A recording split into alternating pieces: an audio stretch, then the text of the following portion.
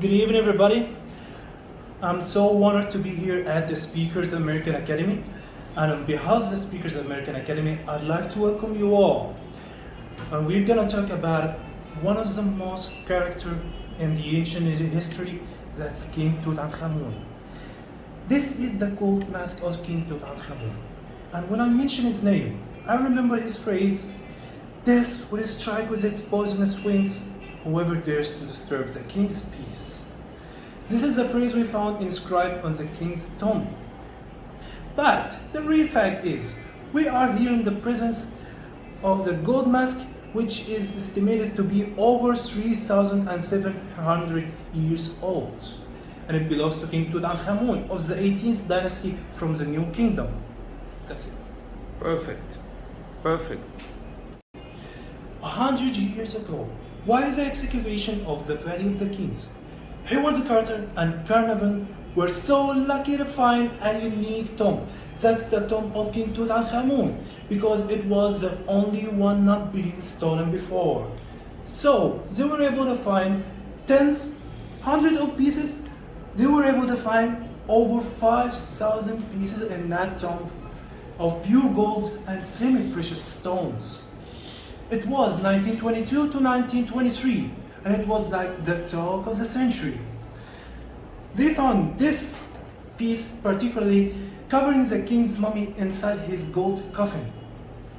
We are here in the presence of an essence that's not only one of the most beautiful in the whole world, but one of the most expensive as well. It weighs almost 11 kilograms of pure gold and semi-precious stones, such as lapis lazuli, onyx, quartz, and colored glass.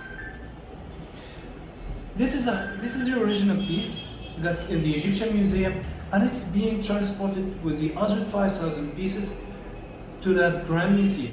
As we can see, it's representing the king wearing a royal nemesis headdress, which is striped in blue-green strips that are lapis lazuli. And he is putting on a tutor and a cobra on his forehead as a protection, which are symbols to the goddesses of the south and north of Egypt, that are Sekhmet and Wajid. And his face is inlaid, his eyes are inlaid with crystals in the essence and the lapis lazuli. And it's showing the perfect facial features that is the style of art in the New Kingdom. And he's wearing